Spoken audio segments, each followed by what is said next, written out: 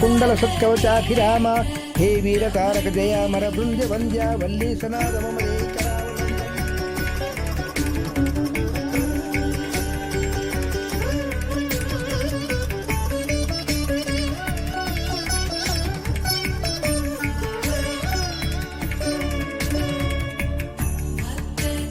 కోదండరామయ్య 23 సంవత్సరాలుగా షష్ఠి జరిపించిన ప్రతిసారి వల్లీదేవి అమ్మవారి మెడలో వేయాల్సిన మంగళసూత్రాన్ని ఆ తల్లి బావిలో ఉండటం వల్ల ఆ బావిలోనే వేస్తూ వస్తున్నాం. కాని ఇన్నేళ్ల తర్వాత ఈ షష్ఠి కార్యక్రమం కన్నుల పండుగగా వల్లీదేవి దేవసేన సమేతంగా స్వామివారి కళ్యాణ మహోత్సవం జరిగింది. దానికి కారణం శ్రీవల్లి. తను ఆ బావిలో ఉన్న వల్లీదేవి విగ్రహం బయటకు తీయటమే కారణం.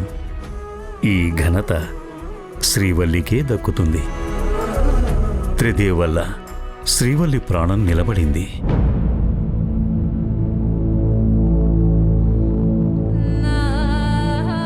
ఎందుకు స్వామి ఇలా చేశావు? ఎందుకని నా జీవితంతో ఇలా ఆటలాడుతున్నావు?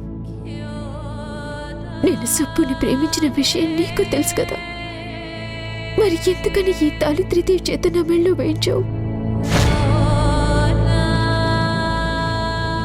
సుబ్బు నన్ను విగ్రహం తీయటానికి రానివ్వకుండా అంటున్నాడని ఇలా చేశావా? ఇప్పుడు నన్ను ఏం చేయమంటావు? అందరికీ నేను బతికానని సంతోషంగా ఉంది, కానీ నాకు ఎందుకు చనిపోలేదా అని బాధగా ఉంది.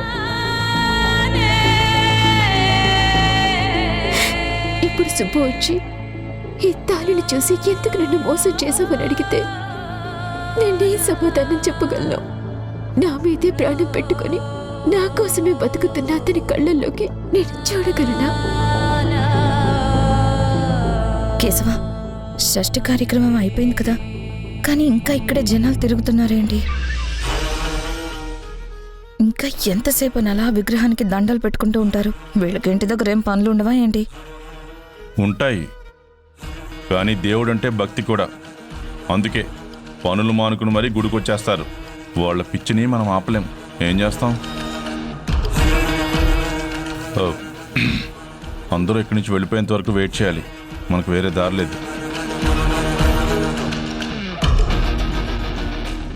బయట అమిత్ వాళ్ళు రెడీగా ఉన్నారా? ఆల్రెడీ రెడీగానే ఉన్నారు. మనం ఎప్పుడు ఫోన్ చేస్తే అప్పుడు వచ్చి విగ్రహాలు తీసుకెళ్తారు. కానీ ఇంకా కరెక్ట్ టైం రాలేదు. నైట్ అయినా సరే ఎలాగైనా ఈ విగ్రహాలని అమిత్కి చేయాలి, లేదంటే లైఫ్లో మనకి ఇంక ఛాన్స్ రాదు.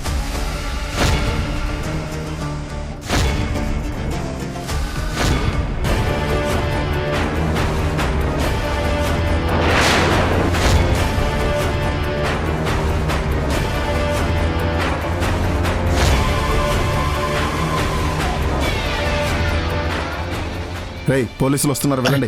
రేయ్ రారా.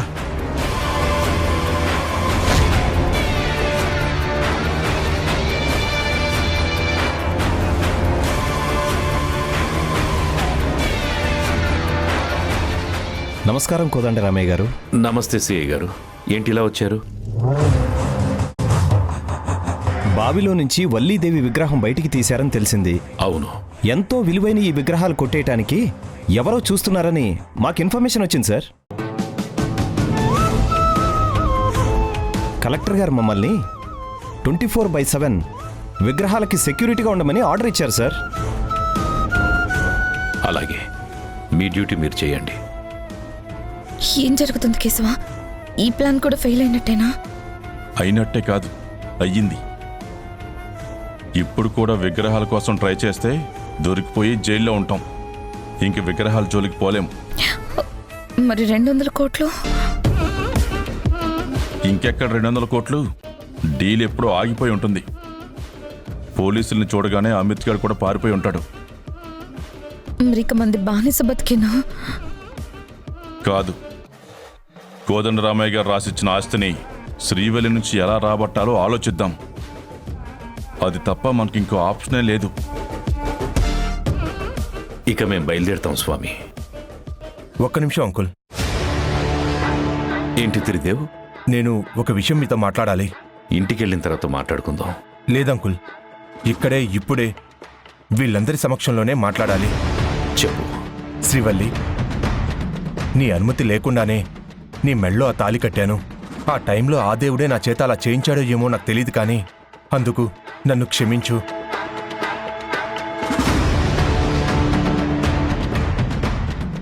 నువ్వు నీ లైఫ్ని త్యాగం చేయడం కరెక్ట్ కాదని నా మనసు కనిపించింది. నిన్ను ఎలాగైనా కాపాడుకోవాలి అనుకున్నాను. అందుకు ఇంతకు మించి నాకు మరో దారి కనిపించలేదు. అందుకే అలా చేశాను. నువ్విప్పుడు ప్రాణాలతో ఉండడానికి నేను నీ మెడలో తాళి కట్టడం ఒక కారణమని స్వామీజీ గారు చెప్పారు. నేను చేసింది తొందరపాటు పనే అయినా నిన్ను కాపాడుకున్నందుకు మాత్రం నాకు చాలా సంతోషంగా ఉంది. తాళి విలువేంటో నాకన్నా ఎక్కువగా నీకే తెలుసు. ఒక అబ్బాయి ఒక అమ్మాయి మెడలో తాళి కట్టినప్పుడు బంధం ఏర్పడుతుంది. అదే భార్యాభర్తల బంధం.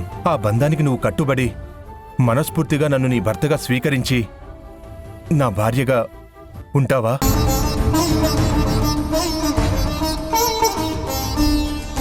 లేక ఆ బంధాన్ని బరువుగా ఫీల్ అవుతావా? నీ మనసులో ఉన్నది ఏదైనా ఇక్కడే ఆ దేవుడి సన్నిధిలోనే అందరి సమక్షంలో చెప్పు. నీ నిర్ణయం ఏదైనా దాన్ని నేను గౌరవిస్తాను. బాబు త్రిదేవ్, నా కూతురు ప్రాణాలు పోతాయని నేను చాలా బాధపడ్డాను. కానీ నీ వల్ల నా కూతురు బతికింది. ఒక రకంగా తనకిది మరో జన్మ.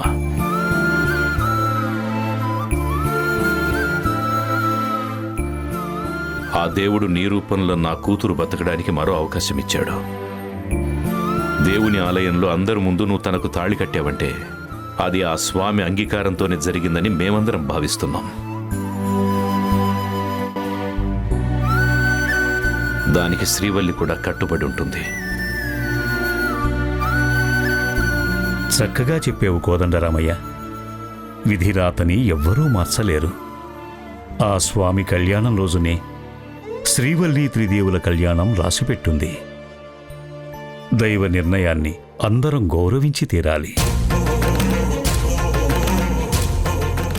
మీ అందరికీ శుభం కలుగుగాక. మరి నేను బయలుదేరతాను. సరే స్వామీజీ. శుభమస్తు.